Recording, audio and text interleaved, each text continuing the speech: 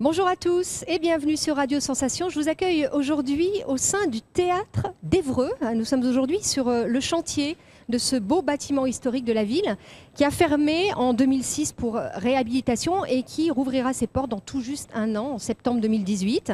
D'habitude interdit, le site a choisi de faire découvrir les coulisses de ses travaux au grand public grâce à la FFB, la Fédération Française du Bâtiment.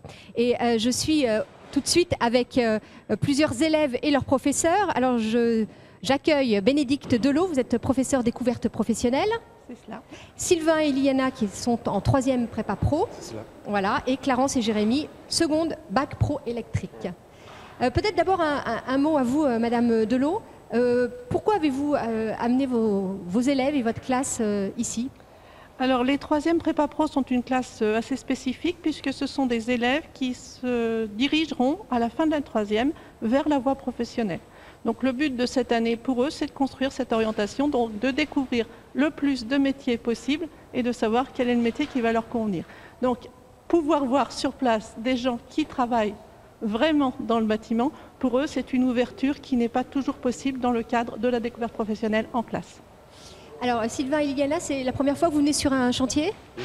Ouais. Alors, les premières impressions, on explique que vous êtes au milieu de la visite, là, mais les premières impressions déjà. Bah, Sylvain ? C'est un très beau bâtiment, franchement. J'aimerais bien qu'il soit réouvert. Ouais. Et les personnes qui travaillent ici, le chantier en lui-même, vous attendiez à quelque chose d'aussi grand ? Non, franchement, pas du tout. Impressionné ? Ouais. Liliana, peut-être ? Votre impression ? Pareil, impressionné. C'est grand. Beaucoup de bruit, beaucoup de monde, beaucoup de... Ouais. Du coup, ça vous donne encore plus envie de travailler dans ce secteur ? Oui, de regarder de tout ce qui se passe et tout. Oui. Même toi, Liliana, qui est une fille, c'est pas forcément facile dans ce milieu-là. On le voit bien, hein, tu es toute seule par rapport aux 3 autres. Bah oui. Ouais. Les jeunes filles, justement, dans ce secteur, il y en a beaucoup là, dans vos classes ? Alors justement, c'est la preuve est là.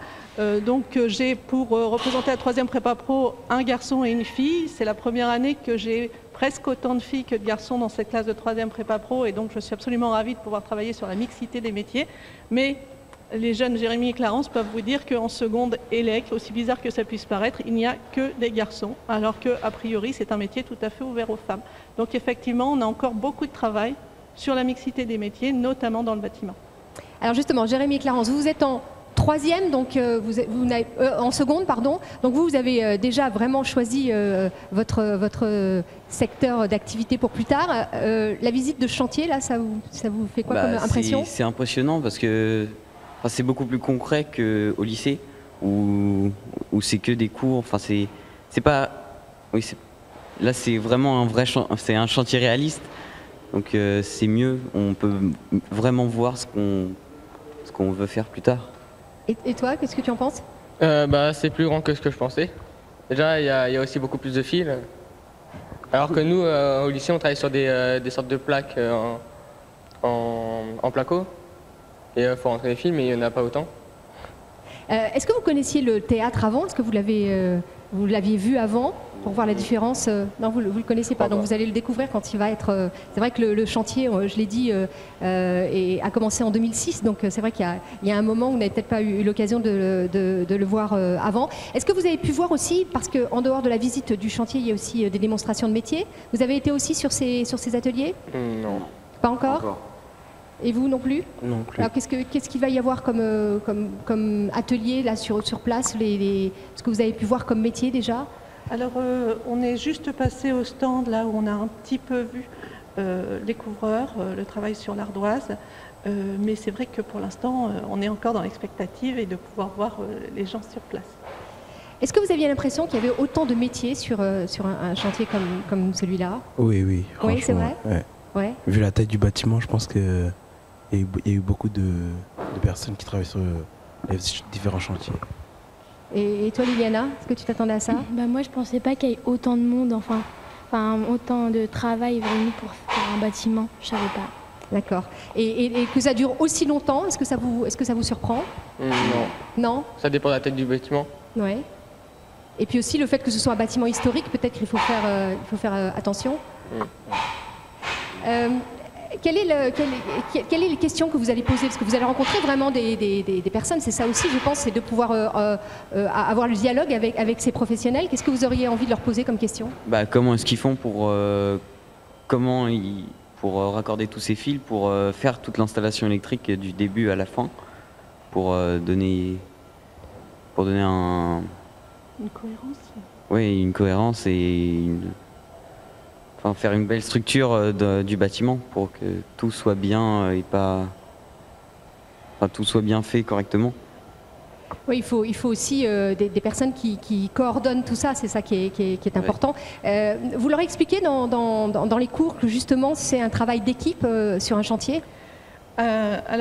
Nous, on est vraiment basé sur les métiers. Donc effectivement, l'interdépendance des métiers, le fait qu'il n'y ait pas de saut métier, le fait que tous les métiers sont utiles, que ce soit dans le bâtiment ou dans d'autres secteurs, effectivement, il y a la notion de travail d'équipe.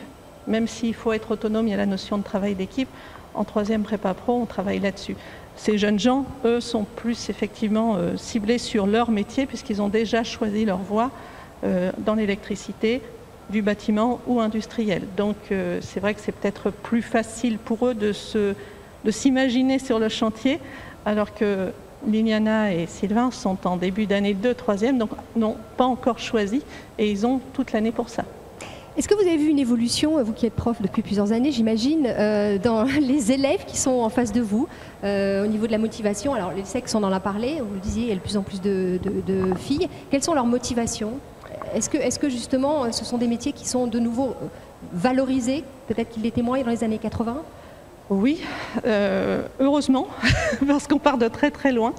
C'est vrai que j'entends encore beaucoup de gens dire oui, ce sont des métiers manuels avec une pointe de péjoratif dans le manuel.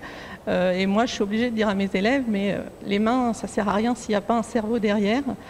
Et je pense qu'effectivement, il y a beaucoup de jeunes gens et de jeunes filles qui arrivent parce qu'on leur dit oui, dans le domaine professionnel, il y a la possibilité de faire un métier qui sera intéressant, qui sera varié, qui vous permettra de progresser et qui vous plaira assez pour venir au travail avec le sourire. Voilà. Ce qui est le plus important finalement. Je pense, oui.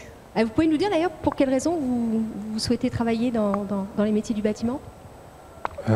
Au moins, ce sera capable pour aider les gens déjà à construire de nouvelles choses, etc. Voilà. Et toi, Liliana, Pareil ta pour motivation?